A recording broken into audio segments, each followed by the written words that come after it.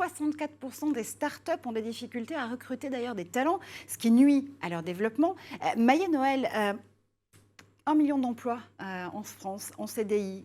Près de 90% de ces emplois sont en CDI dans l'écosystème numérique. On attend 225 000 créations de postes d'ici 2025. C'est demain, c'est littéralement demain, 2025.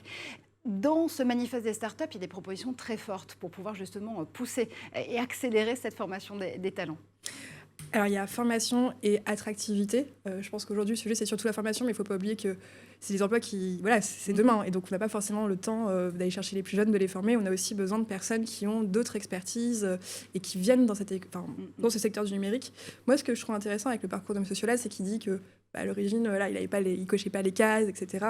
Et ce qui est intéressant, c'est que effectivement, il faut que le numérique soit intégré et qu'il ne fasse pas peur, en fait. Parce que les métiers du numérique, ce n'est pas des métiers de data scientist nécessairement, ce n'est pas des métiers de codeur. Il y a des métiers... on n'a pas besoin d'avoir des gros diplômes pour y accéder. C'est pas des formations assez rapides. En revanche, l'enjeu, et c'est une des mesures qu'on met en avant dans notre manifeste, c'est qu'il faut être rapide, justement. Parce que ces compétences évoluent très très vite. J'ai longtemps travaillé dans le recrutement moi-même et j'ai pu voir qu'en l'espace de 2 ans, les profils que je recrutais avaient complètement changé.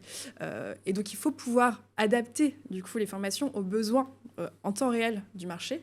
Et ça nécessite du coup de permettre déjà aux organismes de formation de proposer des formations sans passer par tout un parcours de validation qui peut prendre des années en fait. Donc il y a déjà cette flexibilité-là qu'il faut commencer à apporter, je pense, dans les parcours.